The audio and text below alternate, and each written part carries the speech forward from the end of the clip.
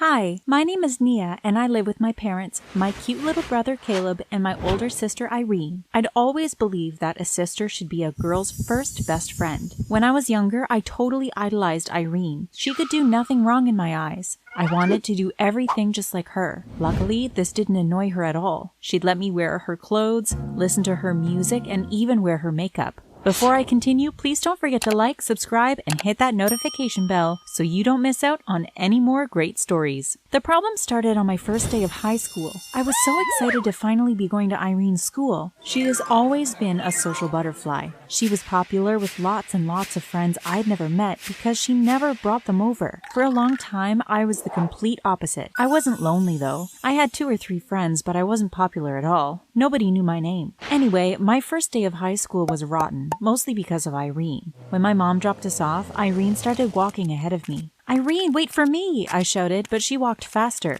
I was hoping she would show me around or at least help me get to my first class, but when I reached the hallway, it was filled with people and I couldn't find her anywhere.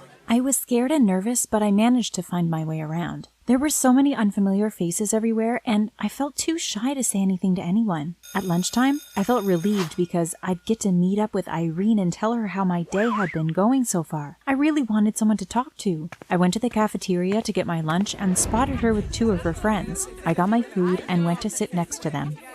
This seat is reserved," Irene said to me coldly. "Why do you think you can just sit with us? This isn't how high school works. Go look for the table with the losers," one of her other friends laughed. Irene continued to stare at me coldly until I got up. She didn't even tell them I was her sister. I wanted to cry, but I had to hold the tears inside. I couldn't understand how my own sister could treat me like that in front of her friends. I felt like my whole world was falling apart. Later that day, I confronted Irene at home. "How could you treat me like that in front of all your friends? You have no idea how horrible you made me feel. I don't know anyone but you, and you treated me like a stranger," I said. "No hard feelings, sis. You're just not popular enough to sit with us. We can't ruin our reputation by having you around. So at school, just pretend you don't know me, okay?" she said. I had to get used to making a life for myself alone. For the next few months, Irene and I were friends at home but strangers at school. That started to matter less to me though because I started to make new friends. I forgot to mention this, but I love dancing and I've always been a great dancer. One of my favorite things to do was to search for random dance videos on YouTube. I'd watch the routines and I'd be able to do them perfectly in no time. My 2 new friends, Keisha and Darlene, loved dancing too. In fact, it's what brought us together in the first place. After school, we'd find a cool spot to create our own choreographies or copy those we had watched. We always had so much fun. Then one day, Darlene had a great idea. "I've been thinking that we should take our dancing more seriously. Let's give ourselves a name. Then we can start creating our own dance routines. We'll upload them on TikTok and YouTube. Maybe people will start hiring us to dance for money," she said. "That's a great idea," Keisha replied. I agreed too.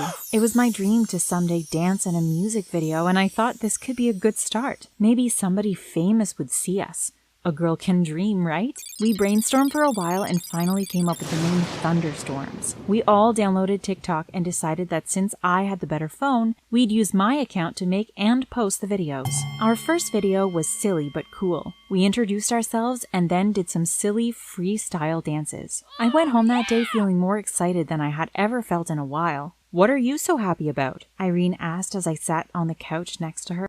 "We started a TikTok account and we're going to get famous," I laughed. I didn't really believe it, but I was excited anyway. "Oh, that's cool. I've had an account for months, but I only have about 50 followers. Good luck with that," she replied almost sarcastically. I asked my sister for her TikTok name, found her, and followed her. I had no idea she had created so many videos in the past. There were videos of our pets, her doing her makeup, and there was even one of me sleeping. Oh, thank goodness she barely has any followers, I thought and sighed. "How come you have no followers if you're so popular at school?" I asked. She rolled her eyes and went to the kitchen. The next few weeks were exhilarating. The girls and I got matching outfits, and when we finished coordinating our dances, we'd upload them to TikTok. We asked all our friends to follow, and every day we gained about 20 new followers. We worked really hard trying to make sure our routines were perfect. We tried to make our videos as entertaining as possible, and we'd stay trendy by dancing to popular songs. We started getting offers to dance dance at small events like birthday parties and talent shows. We were getting paid to do what we loved, and we could actually begin saving for college. It was great.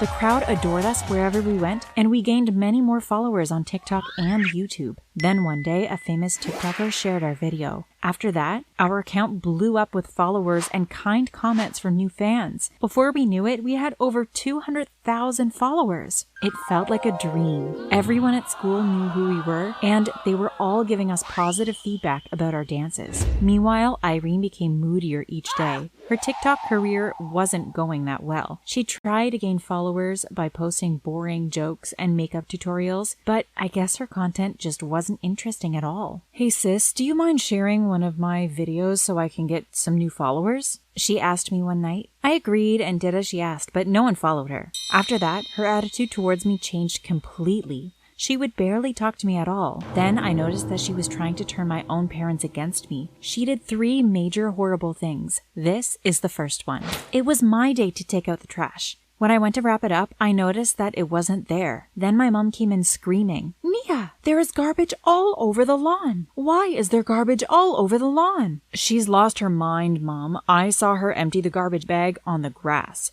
Then she just started kicking stuff around. I was too afraid to say anything to her because that kind of behavior is psychotic," Irene said. I stood there with my mouth wide open. I couldn't believe she framed me like that. My mom screamed at me a bit more and made me pick up all the garbage outside. The second thing she did was worse. A few days later, our parents left for work early and let us sleep in. When I got up, I fed the dog, got ready, and rushed to school. Irene was still there. When I got home later, the house was in a complete mess and my parents stared at me like they wanted to murder me. "What is the meaning of all of this?" my dad shouted as he pointed around the house. "Someone left the dog inside. Irene told me she left earlier than you this morning and that you must have left him in the house deliberately. Now why would you do such a stupid thing?" my mom said. The dog had destroyed our couch, pooped on the floor, and removed everything from the shelves that was within his reach. While my parents screamed at me, I saw Irene laughing. I decided not to tell my parents that it really was Irene because I still loved my sister and I wanted to understand why she was trying to sabotage me. That night, I tried to speak to her. I knocked on her bedroom door and went inside.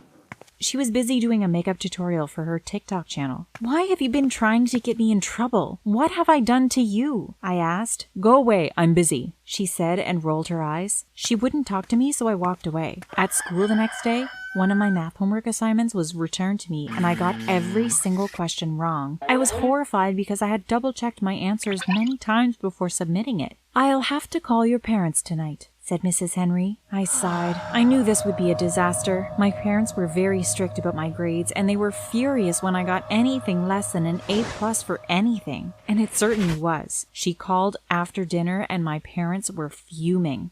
"First you trashed the lawn, then the house, and now you're failing your assignments? It's that TikTok nonsense you've been doing. I'm taking your phone away," my mom shouted. "No, you can't. I need it. My friends need it too," I pleaded.